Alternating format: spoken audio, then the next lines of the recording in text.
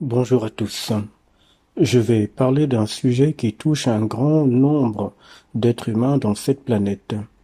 Les gens sont en effet fascinés par la Terre. D'autres sont en admiration de ce qu'il y a dans ce monde en termes de beauté dite naturelle. Un grand nombre d'êtres humains vouent même un culte à la Terre. Dans d'autres contrées, la Terre est même appelée Terre-Mère. Et certains sont prêts à mourir pour la Terre, ce qui en soi est compréhensible humainement parlant. En effet, dans le quotidien, qui ne serait pas prêt à défendre sa mère génitrice contre vents et marées? C'est en tout cas ce qui est programmé dans l'humain. Tout dans cet astral dans lequel nous sommes existants, absolument tout dans cet astral nous rend ignorants des enjeux occultes qui se jouent contre l'humain par les forces compliquées anti-hommes. Ces forces n'agissent pas sur l'humain parce que c'est bien ou mal. Elles le font pour se nourrir, tout simplement. Donc ne mettez aucune émotion dans ce que vous écoutez actuellement.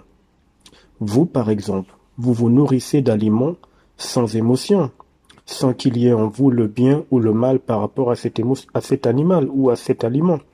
Vous le faites juste parce que vous avez faim. Vous vous nourrissez parce que vous avez faim et que vous voulez exister. Votre aliment que vous consommez ou vos aliments que vous consommez ne vous ont rien fait, n'est-ce pas? Vous avez juste besoin de vous nourrir. De même, les entités font pareil sur l'humain. Elles ont juste besoin de se nourrir, sans qu'il y ait une notion de bien ou de mal. C'est peut-être difficile à concevoir psychologiquement, ou encore émotionnellement, ou encore intellectuellement, mais cela reste un réel qui est vu dans les régions les plus reculées de l'astral et dans les circuits universels.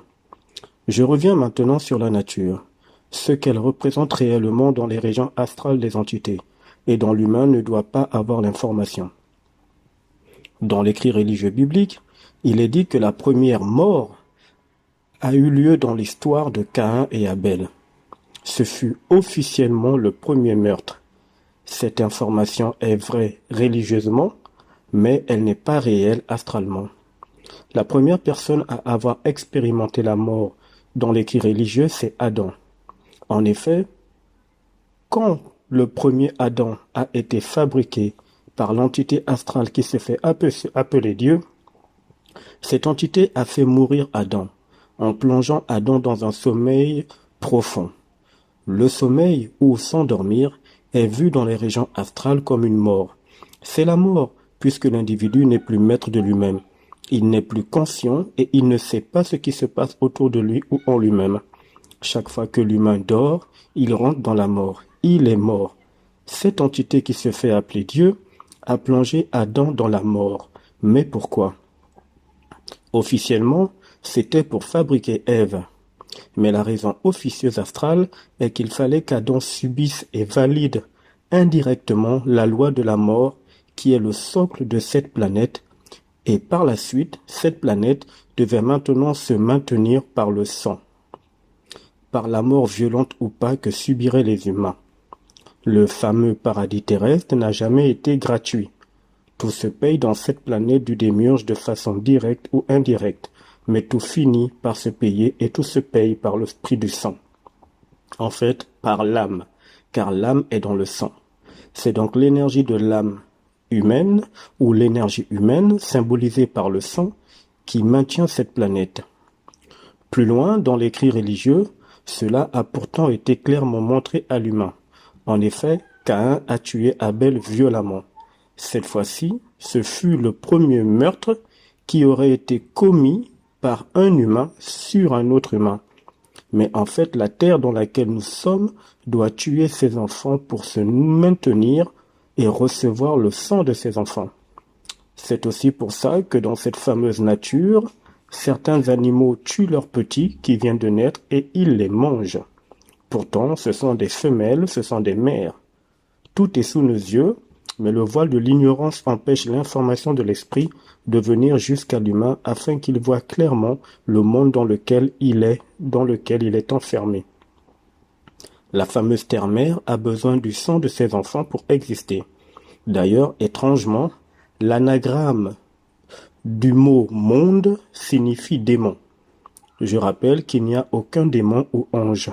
Ce sont des entités qui jouent ces rôles pour berner l'humain.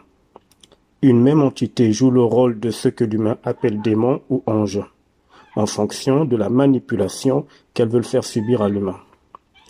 Alors, l'anagramme du mot monde, c'est donc démon. Et l'anagramme du mot nature, c'est tuera, du verbe tuer, donc la mort.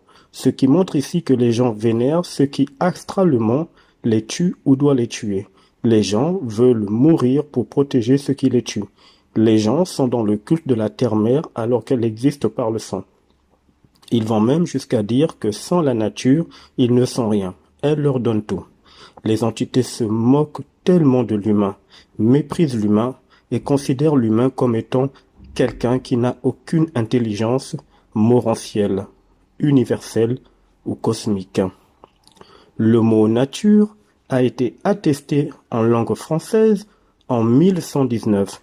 Il signifie le cours des choses ou encore l'univers, c'est-à-dire c'est ainsi que fonctionne la planète du démiurge, son univers local. Le mot nature signifie aussi naissance, dont le terme vient du verbe naskor, qui veut dire naître. Or, pour qu'il y ait naissance, il faut que le sang coule. Ce sang se répand dans les entrailles de la terre d'une manière ou d'une autre. C'est une sorte de mort, c'est-à-dire une offrande ou encore un sacrifice. Car rien n'est gratuit dans la planète de l'entité qui se fait passer pour un dieu, et tout se paye par le sang, par l'âme, car ce sont nos âmes qui nourrissent les régions occultes de cette planète, ainsi que leurs chefs, y compris la terre dans laquelle nous existons. Cet être qui est leur chef est connu comme étant l'Éternel des armées, Yaldabaoth, le démiurge, Dieu, Samaël, il a tellement de noms. Voici ce qu'est réellement la terre, et quand l'humain atterrit dans cette terre, il rentre automatiquement dans la mort. Tout ici est inversé. Ainsi, naître signifie en fait être mort. À plus tard.